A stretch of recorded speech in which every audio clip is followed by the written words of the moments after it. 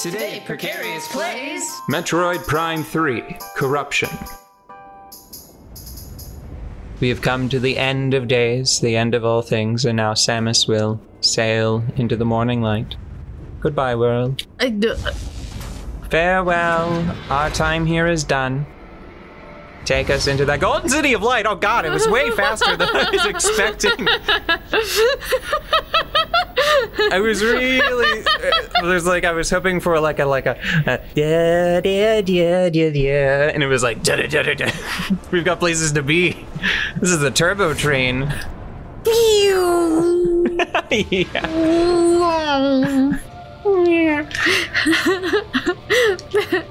I have come across a variety of cat videos with this one cat that sounds like a race car and gets the zoomies.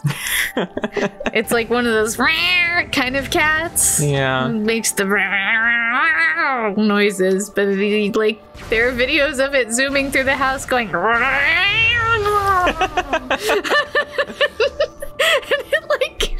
See, here we go. Case in point, that's good. Yeah. That's some good variety. That's not clearly made for exactly one thing. But still, it does feel a little bit like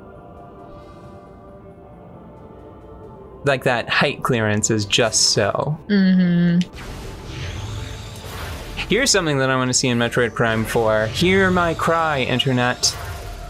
Make it to where every shot is, the shot happens on release and not on press. Mm-hmm. Because it always, always, always has felt bad that professional bounty hunter extraordinaire, Samus, that custom ship designer extraordinaire Samus, has to dump a round into the air to charge her beam. Yeah, that's just wasteful. And well, and dangerous. And dangerous, and yeah, do you want to give away your position while you're charging up a big beam? Yeah, so... For a bad guy?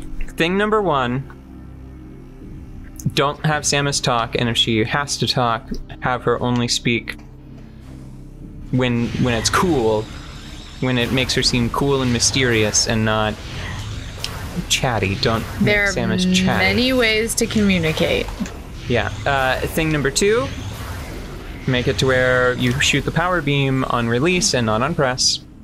And then thing number three, if you are going to include the screw attack, change it so it's like a chainable dash, a chainable energy dash. Ooh, no, here, you know what? Let's, I'm gonna envision it as what I would really want. So this is getting into some hardcore speculative design, where it's like I'm making a lot of assumptions about the style of game now. Mm-hmm. What I would really want to see is I would want Samus to have some sort of kinetic drive, some sort of like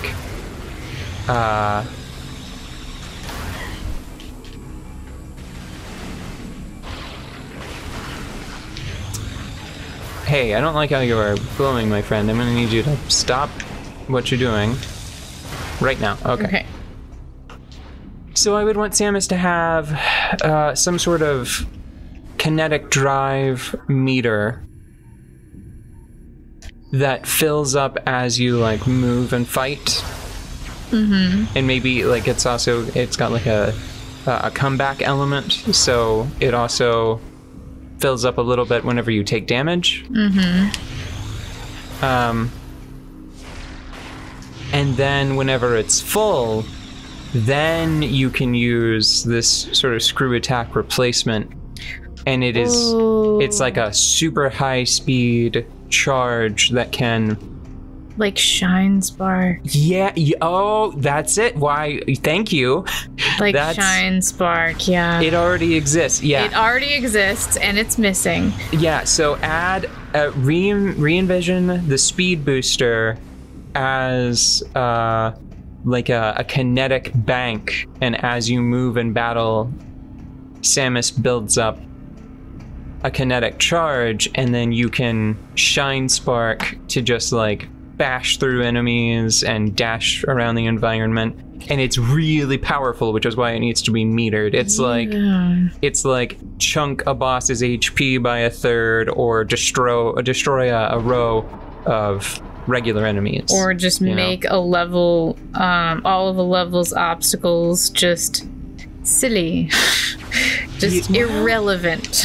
But I think that it would have to have some sort of distinction between how it operates in battle and how it operates when you're just moving around with it. Yeah. Uh-oh. This is what killed me before, so I gotta be careful. Be careful. So I think you really do just immediately have to start jamming on the button if you don't wanna die. Mm-hmm. I'm remembering one of the reasons why I like the morph ball so much. Whenever I think about the time I spent playing Castlevania and the crouch slide that is associated to that kind of occupies the same mechanical space as the morph ball was intended to originally. Mm-hmm. The crouch slide sort of situation usually feels really slow to me. Yeah. And Gesundheit. The weird little pixie mouse. I'm just trying to limit butterfly fairy. I'm trying to be conscientious. Do you know the epic level weather event that I could cause if I wasn't Sprixie Lily? Be thankful that it's Sprixie Lily. What was I saying?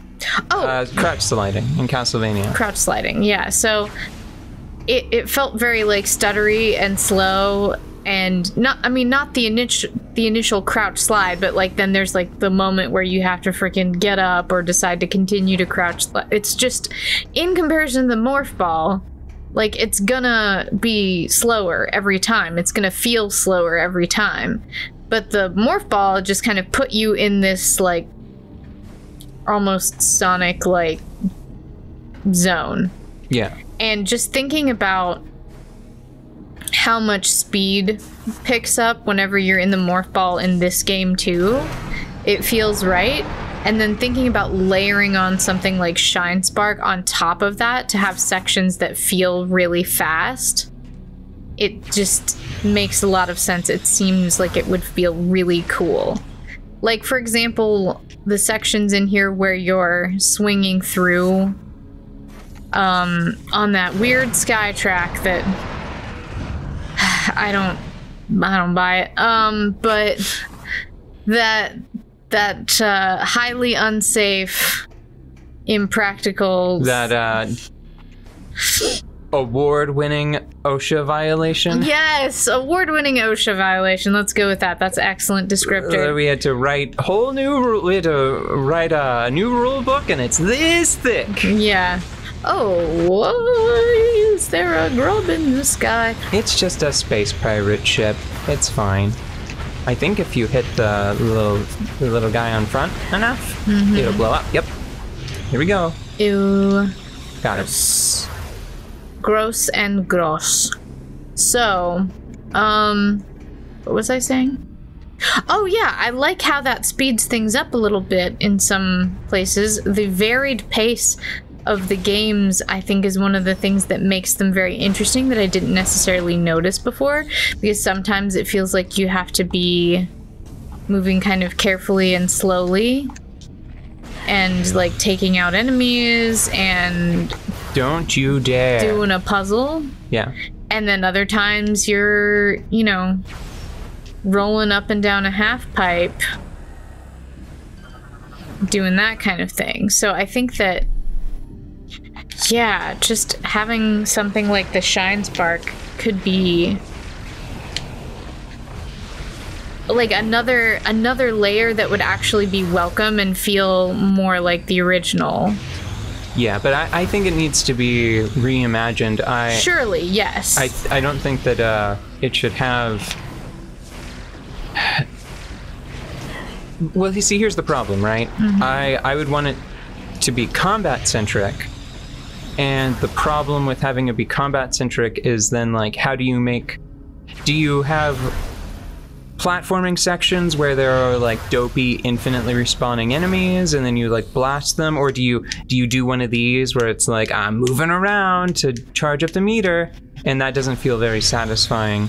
So that's why you know what could be a good compromise that I think might give it sort of the same problem as the screw attack in Metroid Prime 2 and 3. You know how the screw attack is available like here, right? You can just do it. But then for it to be used in the environment, you either have to have a very obviously, like a way too long jump to make, or you have to have this kind of ugly parallel panels. Yeah. Maybe, even though I don't much care for those panels, maybe they could just do the same kind of thing with the speed booster, where in moment-to-moment gameplay, you have like a meter and you charge it up and then you can go boom and zip around, dealing some damage and having some fun. And then in the environment, they could have like some speed booster sections where there are just like generators on the ground. Oh, maybe it could be like those Hot Wheels, the Hot Wheels speed boosters. Have you seen those? Yes! Yeah, just those. But it's just the right width to catch the various suits' big linebacker shoulders. And you just go, boom! That would be so funny. No, I'm kidding. If anything, they should probably make it electricity themed, and there's just an electrified floor panel that you just touch and you can go pew and run away from it real fast. I don't know. I don't care for the environmental doodads like that.